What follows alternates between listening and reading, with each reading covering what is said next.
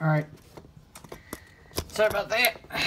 I'm back with, hello guys, I'm back with reviewing of the Neca Godzilla 1956 and the Godzilla 2019 version 3. So, let's start with the paint, which these guys are pretty recent. So, start off with the boxes, of course. The box on Godzilla version 3 is obviously the same with a photoshopped of Godzilla 2019. The inside, what's inside you get. The side, the back, the other side, the top, and the bottom. And then Godzilla 1956, of course.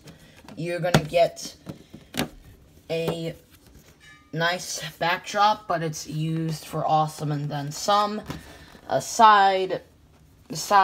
The stuff here, of course, it's called atomic breath, not bleaching fire. Bottom, side, and top.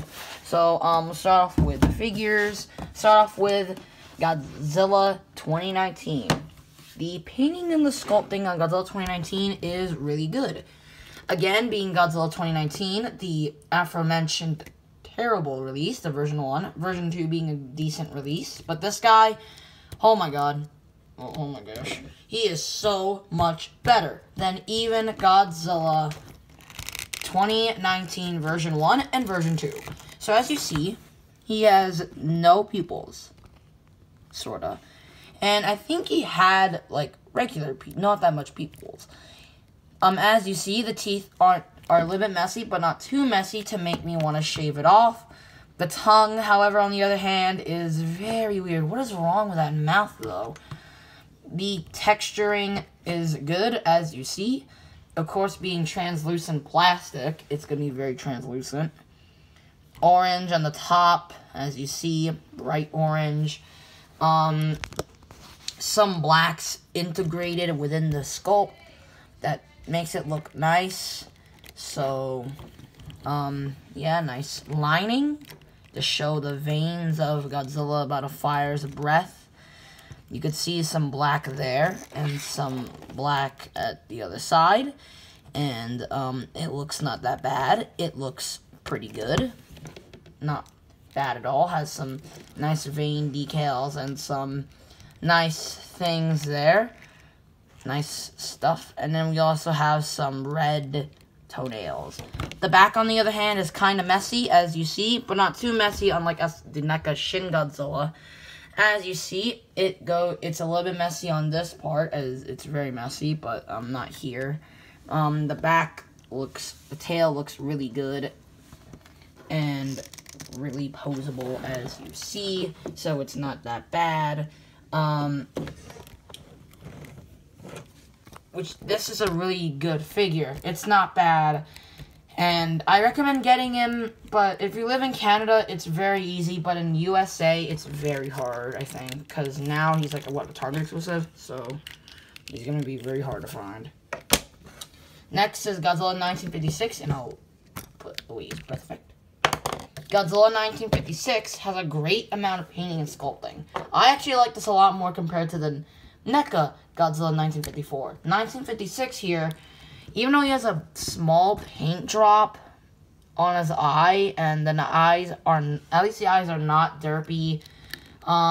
He has some purple pinkish colors on the back. Of course, the nice green sculpt, different shades of green over here at the back and on the front. The teeth are sort of unpainted from white to here, and then white on the top, and then grays on the side. And also a dark green of gray. And the hands look pretty good. As you see, the hands are not that painted badly. They're just painted pretty good. Same thing with the fingernails. I mean, obviously, if you see it from the poster, he doesn't have any painted fingernails. I think it's like black or something like that. I don't know. But it has nicely shades of green, but also has a nice shade of black. Of course, being a sort of shadow, which is nice. It's really nice to see it. And as you see, the dorsal plates are nicely painted in a very nice pinkish color. And as you see, it has some blacks, some greens, and some lime greens. So it blends in very well. Now, articulation-wise, they're both, of course, standard Neca Godzilla figures. So let's start off with Godzilla 2019. Head is on a weird ball joint, because originally it was so limited, but now he can finally look up and down, and also he has a nice ball joint here at the neck, so that means he can do some side-to-side. An opening jaw that is not limited, but kind of weird because of the mouth. Arms are on barbell joints, or ball joints. You can swivel it all the way around. As you see, bend at the elbow, swivel at the arms, bend at the wrists, bend at the wrists, swivel at the wrists, so it's pretty good. Waist articulation is not limited, unlike the other two. So you can actually do an ab crunch, sorta. But you can also do a waist swivel, but I'd rather do the ab crunch. So that's pretty nice. The legs, I'm assuming, are on barbell joints, so you could just swivel it around. And, as you see, it's on barbell joints. He is also on ratchet joints, or sort of on so tight hinge joints, sorta, or ratchet joints on the knees. Bend and swivel at the knees, and a ball joint at the feet. And then, of course, a 10 ball jointed segmented tail.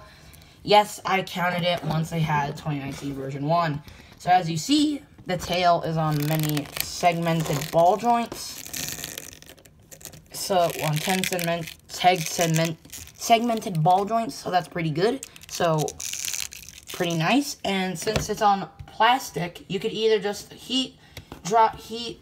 just use a hairdryer to heat up the ball joint, or just use hot water, or as I did, since it's basically just translucent plastic, it's very soft material, so you don't have to worry about anything at all.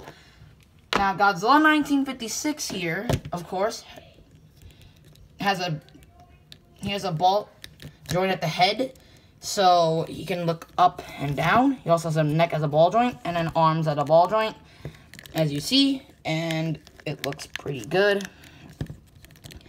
And as you see, it's nice, so it's on a ball joint, and also has a ratchet joint that's tight as well here, and the swivel at the elbows, a ball joint at the hands, finger articulation, waist articulation, which is not as limited as I thought. You can do an ab crunch. Legs are much better over 1954. That figure had very limited legs, and you know what? It's much better. He also has a bend at the knee, but it's very, very tight. Also, the feet hurt. So, yeah, it kind of hurts. Yeah.